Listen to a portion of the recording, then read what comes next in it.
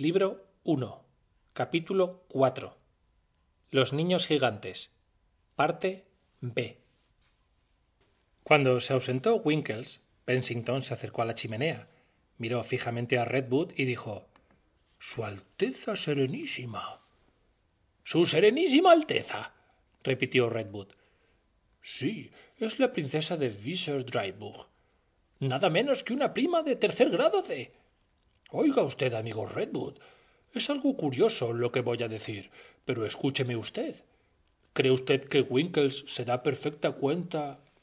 «¿De qué?», interrumpió Redwood. «De lo que hemos hecho».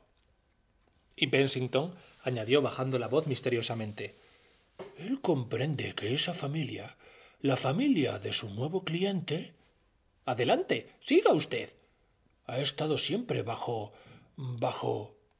el término medio». «Sí, justamente, y que ha sido poco distinguido en todos sus aspectos, y ese hombre va a producir ahora un personaje real, verdaderamente real, de excesivo tamaño, de gran tamaño, Redwood. ¿No habrá en esto una traición al pueblo?». Bensington miró interrogativamente a su amigo, el cual describió un rápido signo con el índice y exclamó: «Pero ese hombre no sabe. Ese hombre no sabe nada, pero nada. Su vida de estudiante fue lo mismo, mucho acumular y almacenar en la memoria, pero por lo demás, nada. Cuando digo que nada, es Winkles y nada más, y no sabrá nunca nada que no esté relacionado con la superficial existencia. Carece completamente de imaginación y, por lo tanto, es incapaz para la sabiduría.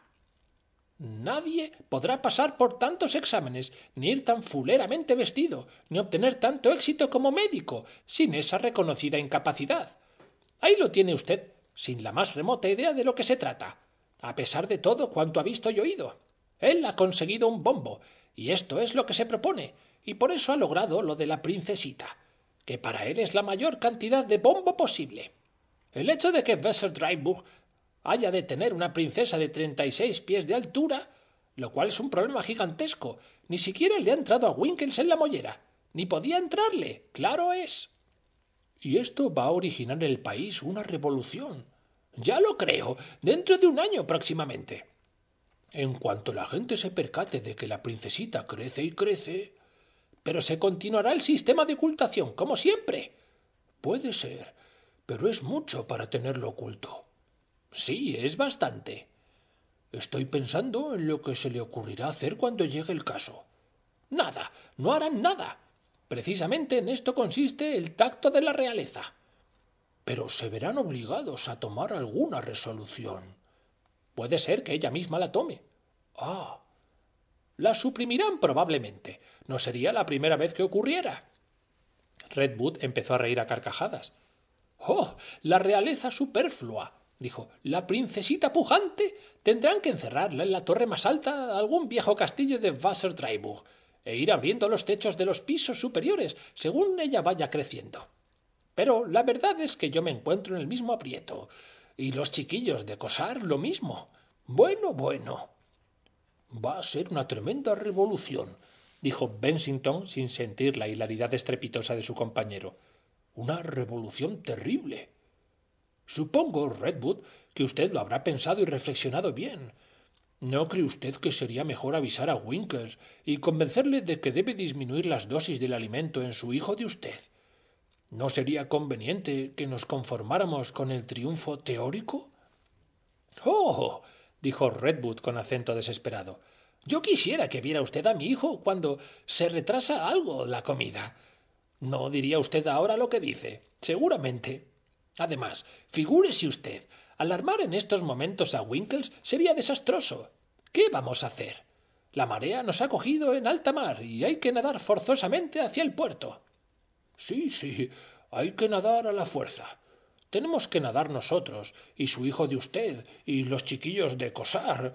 Todos. Ya lo estoy viendo. Y Cosar no hace las cosas a medias, o todo o nada. Pues, ¿y la pimienta? Nada. Hay que continuar haciendo alimento. Al fin y al cabo, Redwood, nos hallamos en los albores del descubrimiento. Y a esto han de seguir grandes novedades. Quizás cosas monstruosas que yo ni siquiera puedo imaginarme. Bensington dejó de contemplar las uñas de sus dedos para mirar a Redwood por encima de las gafas. Hay momentos que creo que Caterham tiene razón. Esto va a destruir la proporción natural de las cosas. Va a ser una verdadera dislocación de las magnitudes. ¿Pero qué dislocará esto?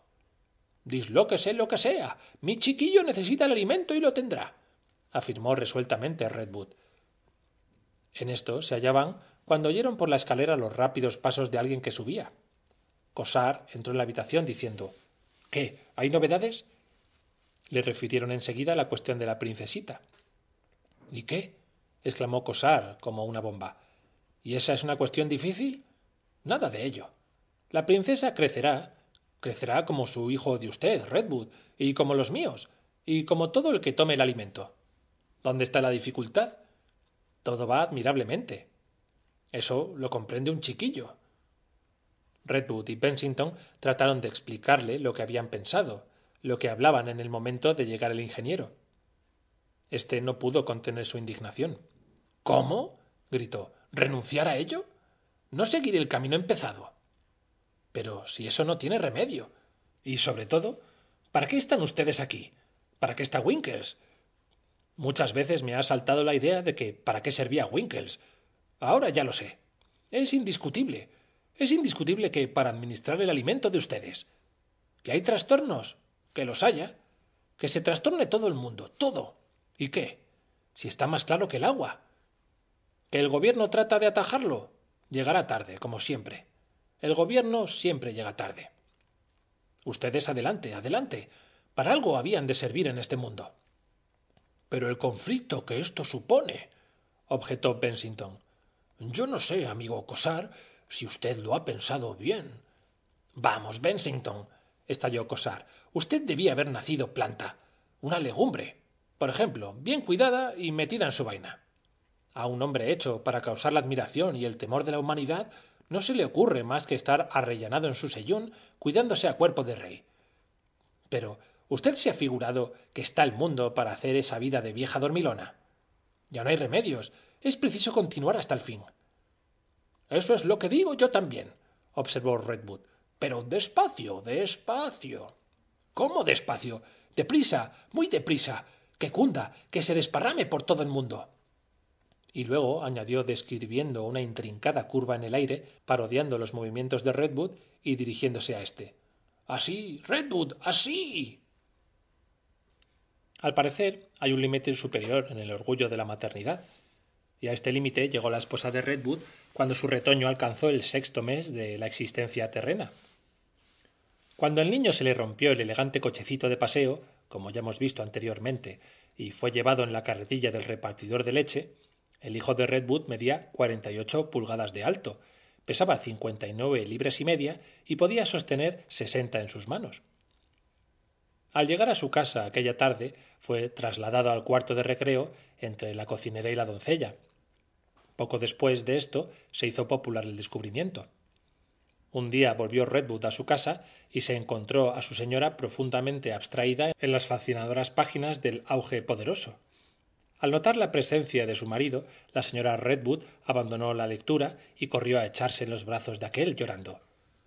«Dime lo que le has hecho», dijo la voz entrecortada. «Dime lo que le has hecho». Redwood la cogió de la mano y la condujo a un sofá, mientras procuraba trazar una satisfactoria línea de defensa. «Todo está bien, hija mía, todo está bien. Te encuentro muy sobreexcitada. De todo tiene la culpa ese cochecillo endeble que no vale para nada. Ya he encargado uno fuerte, muy fuerte, de esos que usan los enfermos». «¿Cómo los de los enfermos?», exclamó la desconsolada madre, mirando a Redwood con los ojos llenos de lágrimas. «¿Y por qué no? Pero eso es como si el chico fuese inválido». «Ah, eso no, hija mía. Eso es como si fuera un gigante, y me parece que no tienes motivo para avergonzarte de él». «Tú le has hecho algo. Tú le has hecho algo». «Bien, y si se lo hubiera hecho, ya ves que no ha trastornado su desarrollo», respondió Redwood con frialdad. «Sí, sí, ya lo sabía yo», dijo la señora del sabio retorciendo nerviosamente el pañuelo. «Ya lo sabía yo. ¿Qué has hecho a nuestro hijo?». Pero vamos a ver, ¿le pasa algo malo al niño? ¿No está saludable y fuerte? Sí, le pasa, sí. Es muy grande. Bah, es el más hermoso y perfecto que ha nacido de mujer. ¿Qué hay de malo en él? Mira su tamaño. Bien, ¿y qué? Mira tú a los demás y verás qué chiquitillos y endebles. Nuestro hijo es el nene más hermoso. Y además, siguió Redwood tratando de tranquilizar a su esposa, ese desarrollo no continuará así, ya lo verás. Esto ha sido indudablemente un repentino impulso de la naturaleza. Después se estacionará el chiquillo. Redwood, no obstante, sabía perfectamente que el crecimiento seguiría su curso gigantesco. Y, en efecto, cuando el niño contaba apenas un año, ya medía cerca de 5 pies de estatura y pesaba 55 kilos, presentando el aspecto de los angelotes de la iglesia de San Pedro en Roma. Sus caricias y los afectuosos tirones y manotazos con que demostraba su inclinación a los visitantes de la casa fueron muy pronto objeto de conversaciones en West Kensington. Para andar por la casa tenía la famosa poltrona con ruedas que sustituyó al carrito, y le servía de niñera una joven robusta y musculosa que le sacaba de paseo en un automóvil de 8 caballos de fuerza, hecho expresamente para el niño gigante. Cuando hubo pasado el asombro que produjo la enorme estatura del niño Redwood, las gentes le veían a diario en automóvil paseando por Hyde Park. Era un niño en realidad hermoso. No lloraba nunca. Agitaba continuamente su enorme sonajero y gritaba a los conductores de omnibus y a los agentes de policía. ¡Dada, dada! El conductor solía decir admirado. ¡Ahí va el niño Boomfoot! ¡Qué sanote está! Observaban los pasajeros. Sí, mucho. Y lo crían con biberón, el cual, según dicen, contiene 1 galón de leche y fue expresamente construido para él. Sí, es robustísimo, concluía el viajero. Cuando la señora Redwood, al ver por primera vez el automóvil, se convenció de que el crecimiento de su hijo continuaba inflexiblemente, convirtiéndole en un verdadero gigante, tuvo un disgusto enorme y declaró que no volvería a entrar en la habitación destinada a los niños. Deseó morir y que muriese su hijo, y que muriese Redwood y todo el mundo. Deploró haberse casado y anheló que nadie se casara. Se mostró colérica durante algún tiempo y después se retiró a su cuarto, donde vivió aislada durante 3 días, alimentándose casi exclusivamente con caldo de gallina. Redwood subió a consolarla con sus razonamientos y reflexiones, y la esposa ofendida volvió a sus accesos de cólera, retorció nerviosamente las almohadas y se mesó los cabellos. Pero si eso es para él una fortuna, decía Redwood, es el mejor, el más hermoso. ¿No te gustará que sea el primero entre los hijos de los demás? No. Yo quiero que sea como los demás niños, ni más ni menos. Yo quería que fuese un niño como Georgina, que es una chiquilla tan mona. Vamos, yo me ahogo. Y ahí le tenemos hecho un monstruo, usando calzado de hombre y arrastrado por un carricoche movido por el petróleo. ¡Oh! Y la pobre mujer estalló en sollozos. No, continuó, yo no puedo quererle. No puedo ser para él una madre como había soñado serlo. Por fin se consiguió llevarla al cuarto de los niños, y allí se encontraba Eduardo Monson Redwood, llamado más tarde Pantagruel, arrellanado en una mecedora especialmente fabricada para él, sonriente y diciendo «Baba, tata». La esposa de Redwood no pudo menos que enternecerse. Estrechó al niño entre sus brazos y lloró. «Ay, hijo mío, te han hecho alguna cosa, te han dado algo para crecer y crecer. Pero yo haré también todo lo posible por criarte y educarte como debo, aunque vaya contra tu padre». Redwood, que había ayudado a conducir a su esposa al cuarto de los niños, dio media vuelta y bajó bastante consolado. ¡Ay, qué picardía es haber nacido hombre siendo las mujeres como son! Antes de que hubiese transcurrido un año, se vio en el West de Londres un buen número de automóviles iguales al primitivo de Redwood. Hay quien me ha dicho que los tales vehículos eran 11, pero las más cuidadosas investigaciones han demostrado que no pasaron nunca de 6. Al parecer, el alimento de los dioses obraba de diferente manera según la diversa constitución de los individuos. La heracleoforbia no se adaptaba al principio a las inyecciones, y es indudable que hay un considerable número de personas incapaces de asimilarse dicha sustancia en el curso normal de la digestión. Un ejemplo de esto era el hijo de Winkles, tan incapaz de crecimiento como su padre, en opinión de Redwood, era incapaz de conocimiento. Otros niños, según atestigua la sociedad formulada contra el boom food, depravaron completamente su organismo con el alimento y aun llegaron a perecer a la primera indisposición de las que naturalmente sufre la infancia. Pero los hijos de Cossard tomaron con verdadera avidez la sustancia. Claro es que cosas de esta naturaleza no se introducen con tanta sencillez en la vida del hombre. El crecimiento, en particular, es una cosa bastante compleja, y todas las generalizaciones tienen que resultar inordenadas e irregulares. Pero la ley general del alimento era, por lo visto, que estimulaba el organismo en cuanto entraba en él, y en igual grado en cualquier caso que fuera. Y aumentaba de 6 a 7 veces el tamaño de los cuerpos, y no pasaba de este límite aunque las sustancias se hubieran tomado excesivamente. Pero se demostró que el exceso, fuera del mínimo necesario, originaba profundos trastornos en la naturaleza, produciendo tumores, el cáncer y otras terribles enfermedades. Comenzado el crecimiento en virtud de una determinada proporción de substancia, la necesaria y nada más, había que continuar siempre en la proporción dicha, y los efectos eran entonces sorprendentes. Pero la administración de la dosis se convertía en una imperiosa necesidad del organismo. Si se abandonaba el tratamiento después de haber entrado el ser en la normalidad del crecimiento originado por la heracleoforbia, se sentía una inquietud extraña, seguida de un periodo de voracidad, como en el caso de las ratas de Hankey. Luego sobrevenían la anemia, la enfermedad y la muerte. A las plantas les ocurría algo análogo, pero no hay que olvidar que sólo era durante el crecimiento. De modo que cuando se había llegado a la adolescencia, representada en las plantas por la aparición de los primeros botones florales, disminuía la necesidad de tomar heracleoforbia. Y cuando se llegaba a la edad adulta, se podía prescindir en absoluto del alimento de los dioses. La existencia de una nueva especie de seres estaba ya asegurada de tal modo que las plantas de los alrededores de Hickley Brown producían semillas gigantescas, según su especie. Y Eduardito Redwood, el primer hombre de la nueva raza, andaba por su cuarto rompiendo los muebles, mordiendo como un caballo, pellizcando como unas tenazas y armando una insufrible algarabía con su charla infantil, que iba siempre enderezada a su tata, a su mamma o a su asustado e inquieto papa, que, al fin y a la postre, era el culpable de todo aquel infierno. Eso sí, el niño había venido al mundo con muy buenas intenciones.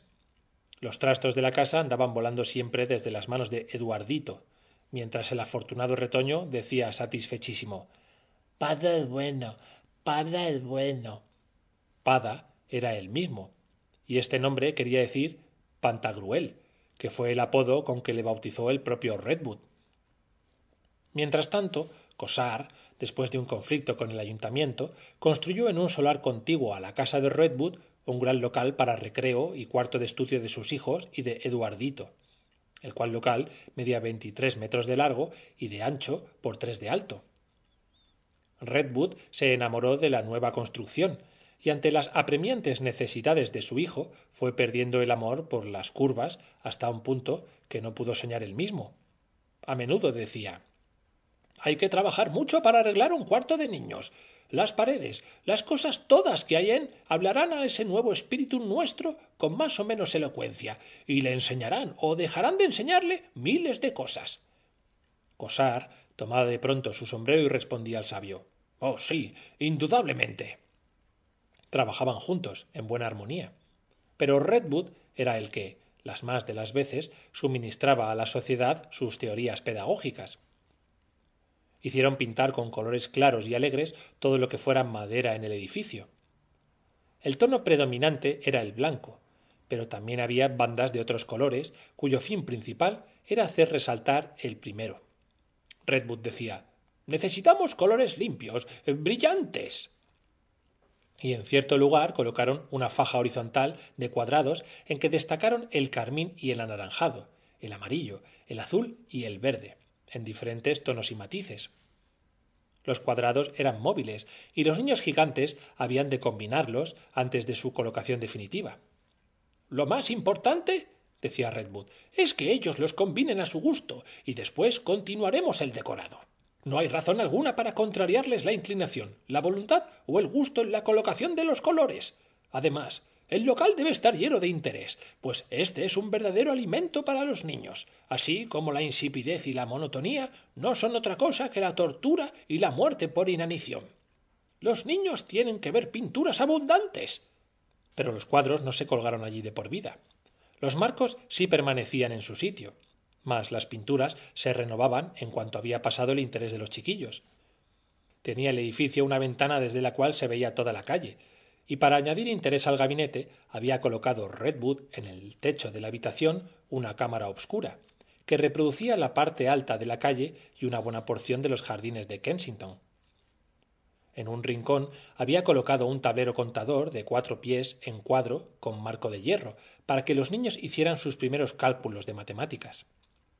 Había también unos cuantos corderos de vellones larguísimos y otros juguetes. Pero Cossard aumentó el número de estos, apareciendo un día en la nueva casa con 4 camiones cargados de estos ídolos de la chiquillería andante.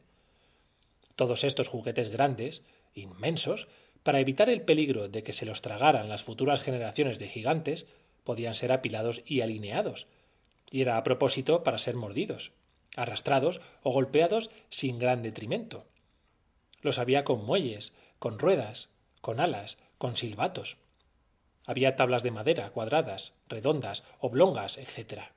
Figuras geométricas, pelotas macizas y huecas, de varias sustancias, cajas de diversas formas y tamaños, con las tapas sueltas, colgantes o atornilladas.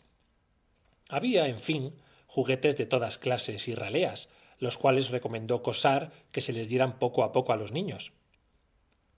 Redwood colocó todo aquel almacén en un gran armario en un ángulo de la habitación. A todo lo largo de ésta y a una altura accesible a un niño de 6 a 8 pies de estatura, colocó Redwood un encerado para que los gigantuelos pudieran pintarrajear a su gusto. Cerca de la pizarra había un bloc de papel de dibujo y un pupitre repleto de lápices, de carpintero y de papel de escribir. Y tanto, en fin, se adelantó la imaginación de Redwood que encargó tubos de pintura muy grandes y cajas de pastel para cuando los niños las necesitaran, así como un tonel lleno de barro para modelar. Redwood razonaba así. Al principio modelará el chiquillo con su profesor, pero cuando haya adelantado algo, modelará él solo. Y esto me trae a la memoria la necesidad de mandarles hacer palillos, cinceles y otros trabajos de escultor. Y libros. Tendré que buscar cierto número de ellos impresos en grandes caracteres. Aquí hay una inteligencia que necesita alimento y que es, al fin y al cabo, la corona de toda educación. Sí, sí, la corona, así como las buenas costumbres y la rectitud son el trono. No tener imaginación en absoluto es una brutalidad, pero tener una imaginación pobre es cobardía. Y tenerla buena es señal de que Dios no deja de andar por el mundo. Además, debe soñar también con un país de hadas y gozar de todas las cosas exquisitas de la vida en tiempo oportuno. Pero principalmente tiene que ilustrar su inteligencia con la espléndida realidad. Tiene que leer historias de viajes y de aventuras, y sobre todo, libros que le hablen de la conquista del mundo. Tendrá también historias naturales que le den clara idea de la vida animal y hermosos libros que le ilustren sobre las profundidades misteriosas del cielo y de los mares, y mapas de todos los imperios del mundo, y dibujos en que estén representadas las razas, vestidos y costumbres de la humanidad. Debe tener medios apropiados para el conocer y amar la belleza, pinturas japonesas para educarle en este sentimiento exquisito, y que admire el pámpano o la flor que cae, grupos artísticos y extensos panoramas. También tendrá libros de arquitectura, dibujos de casas y palacios, para que imagine planos de edificios y de ciudades. Creo asimismo que debo proporcionarle un teatrillo e instruirle en la música. Redwood, después de maduras reflexiones, decidió que su hijo empezara con una armonición de una octava y de un sonido puro, al cual pudiera dársele luego mayor extensión. El sabio miró hacia la ventana y midió con la vista la altura de la habitación. Después dijo: «Luego, cuando necesite piano, tendrán que construírselo aquí mismo o entrarlo desarmado». Redwood Embebido en estas imaginaciones, paseaba por la enorme habitación su figurilla negra como un juguete. Si ustedes, amables lectores, le hubieran visto. Parecía un enanillo entre tanta cosa gigantesca. Delante de la estufa eléctrica se extendía una soberbia alfombra turca de 400 pies cuadrados, sobre la cual había de andar a gatas el ilustre vástago de Redwood. Allá arriba, subido en una especie de andamio, un empleado de Cossar se ocupaba en fijar el marco donde habían de colocarse los cuadros movibles.